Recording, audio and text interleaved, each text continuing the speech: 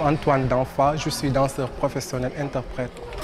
Je suis ici comme répétiteur, pour ne pas dire chorégraphe, parce que c'est un mot qui se pèse très lourd pour moi. Pour être chorégraphe, il faut avoir beaucoup de notions chorégraphiques. Il y a un chorégraphe qui est là, donc je suis comme son assistant. S'il n'est pas là, je suis là juste pour l'épauler, pour diriger le ballet en tant que répétiteur. Pour encore dire, je ne suis pas chorégraphe. On dit que la danse est un besoin naturel, instinctif de l'homme. On est venu ici juste on n'est pas venu ici juste pour s'amuser. C'est notre vie. Pour faire une chorégraphie, ça dépend de ce qu'on fait. Ça dépend aussi des thèmes, ça dépend de dans quoi on travaille. Vous voyez. Donc pour moi, il nous faut minimum 6 mois pour monter un ballet. Ouais. Donc on a tendance à voir ici au Sénégal, il y a beaucoup de ballets qui disent que j'ai monté une chorégraphie, or que non. Je suis vraiment désolé de le dire.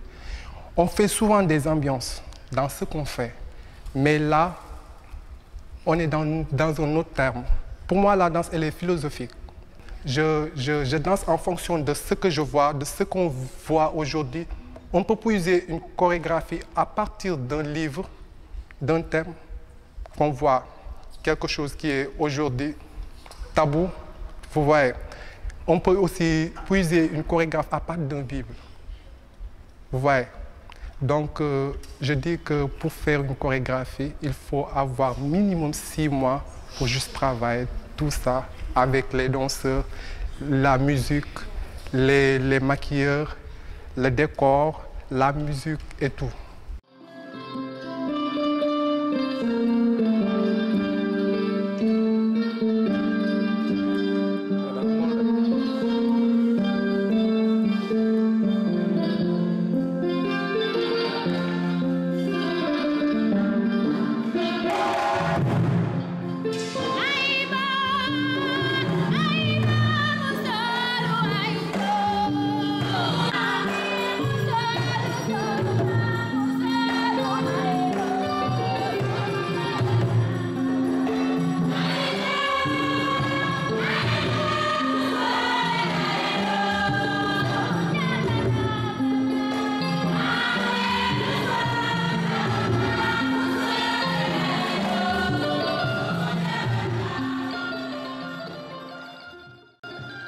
Je me nomme Fatou Gueye. Je suis artiste danseuse depuis plus de 20 ans. Je suis dans la danse, comme toutes mes camarades qui sont là ici. Donc l'art, c'est notre vie, presque on peut dire que c'est toute notre vie parce que c'est notre métier. Et nous vivons de cet art, nous gagnons notre vie de cet art. Bien vrai que surtout ici en Afrique, on ne valorise pas l'art. On a souvent tendance à dire que l'art ne nourrit pas son homme. Nous, on dit non. Parce que parfois, on peut gagner, par exemple, des contrats où on connaît notre valeur. Et à travers ces contrats-là, donc on réussit à gagner notre vie, petit à petit. Nous croyons qu'un jour viendra, on reconnaîtra l'art comme le plus noble des métiers, partout là où on va. Donc, puisqu'on dit que l'artiste est un ambassadeur, on est fiers d'être des artistes. Ouais, vraiment. Donc, nous sommes là, dans le ballet de Grand Théâtre, nous représentons aussi le Grand Théâtre. Comme aussi nous voyageons un peu plus partout dans le monde pour montrer notre culture. Oui, ce n'est pas du tout facile. En tant que femme, le métier de l'art, ce n'est pas du tout facile. Donc, par exemple, c'est vrai que nous vivons en tant qu'artistes danseuses. On a notre famille, on gère le ménage, on gère les enfants, mais quand même, on réussit à respecter ce qui est notre métier, c'est de l'art. Ce n'est pas facile, mais quand même, on se débrouille pour être là toujours présente. Ouais. Malgré toutes ces rumeurs, malgré toutes ces mauvaises étiquettes qu'on nous met dessus, quand même, on croit à notre art. On se respecte. D'ailleurs, vous avez remarqué, si vous avez regardé plusieurs ballets, vous avez remarqué, même les tenues de scène, ça parle. Par exemple, ici, nous avons des normes. Quand tu viens à la répétition, tu dois t'habiller correctement. Par exemple, même ton nombril ne doit pas se voir. Donc, ça, c'est un principe qu'on respecte ici. Donc, il y a beaucoup d'autres principes qu'on respecte, nous, en tant qu'artistes danseuses. On est toujours contre ça. Ça nous fait beaucoup de mal quand même, mais on n'y peut rien. Donc, on lance un appel à toutes les artistes, surtout les danseuses, de bien se respecter encore plus. Parce que rien n'est plus noble que notre métier. Hein. L'art est un noble métier. Nous sommes des ambassadeurs. Donc, pourquoi pas nous faire respecter d'abord?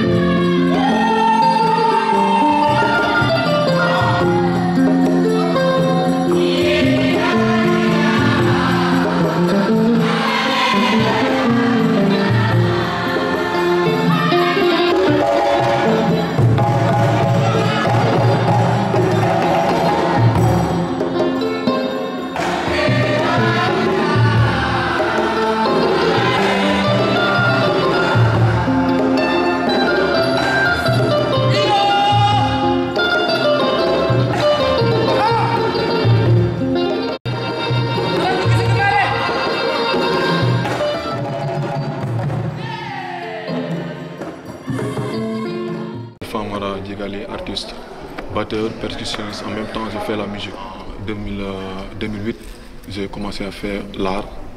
Donc j'ai travaillé de différents groupes. Donc, par la suite, bon, notre manager a formé une ballet traditionnelle. Donc il nous a pris comme mercenaires auparavant. Donc on a travaillé, quand il a vu les qualités du travail, donc il nous a proposé pour créer ce ballet. Après moi aussi, je me suis sacrifié. J'ai dit pourquoi pas, je ne peux pas venir rejoindre le groupe. Même dans notre milieu, il y a des différentes ethnies qui sont des Mandingues, des Diola, des différentes cultures. Donc quand je me suis petit, j'ai souvent écouté mon père. Il avait beaucoup de chansons, des griots traditionnels. Cette culture, ça m'a beaucoup impressionné. J'ai choisi le dundum, ça s'appelle le dundum. Donc j'ai choisi le dundum, ça c'est Sambang, Kinkeni. Donc j'ai beaucoup à la répétition, je vois des gens. Donc il y a des gens qui m'ont poussé aussi. L'amour, qui me donne l'amour. Après moi, je dis pourquoi pas, je ne fais pas la percu. pour commencer à faire la traditionnelle du ballet. C'est ça.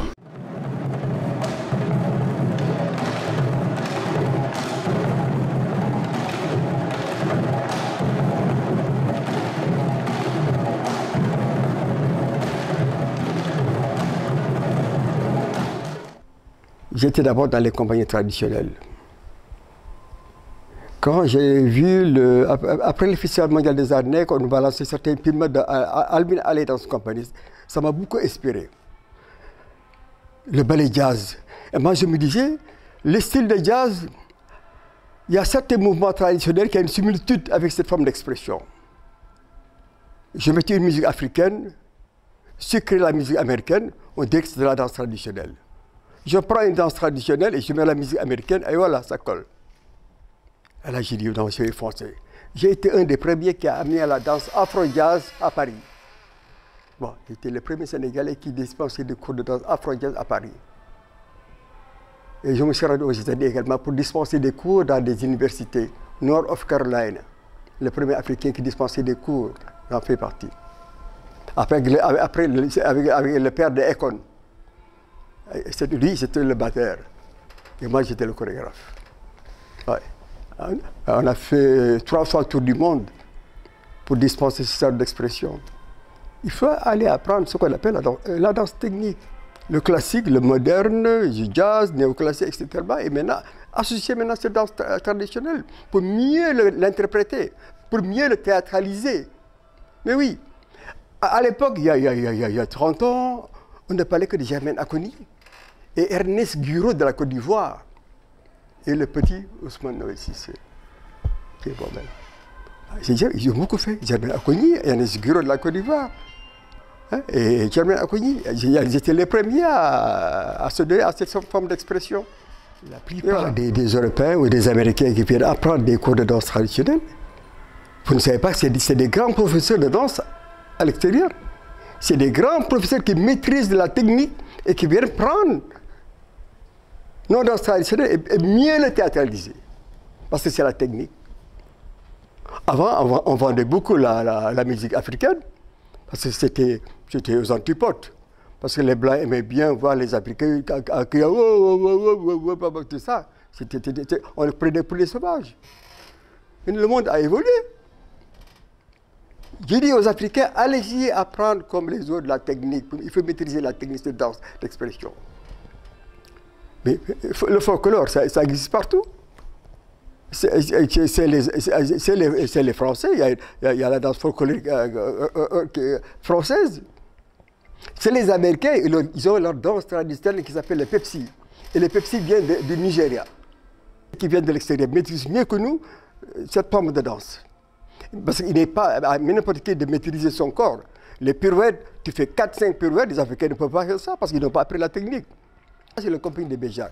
Moi, j'étais dans cette compagnie avec le directeur général du Grand Théâtre. Nous avons pratiqué avec eux.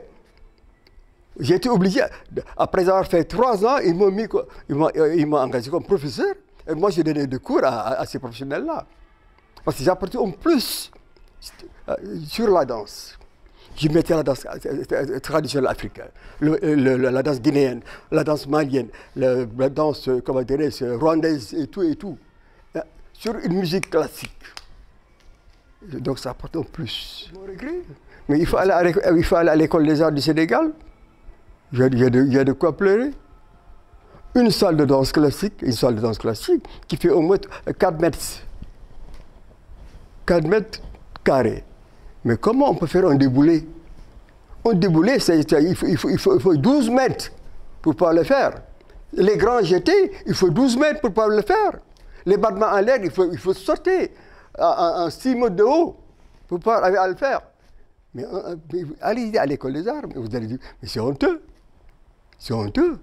On a eu la chance d'avoir le Grand Théâtre. Je vais vous faire visiter les salles qu'on a actuellement. Toutes les compagnies du monde peuvent venir travailler ici. Une belle salle qui fait 12 mètres de longueur. Alors donc, le Grand Théâtre a pris une décision. La direction artistique que je dirige avec mon assistant Michel Kahn, qui est chargé de la programmation, on est en train de faire revenir les différents corps de ballet qui existent au Sénégal. Il y a monsieur Bey, sa compagnie travaille avec nous depuis 1 an. On est en train de les initier.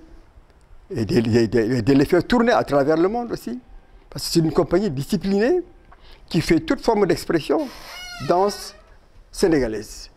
Il y a ce qu'on appelle le serer, danse wolof, danse diola, les balantes, les khassonké, la danse malienne, la danse même congolaise.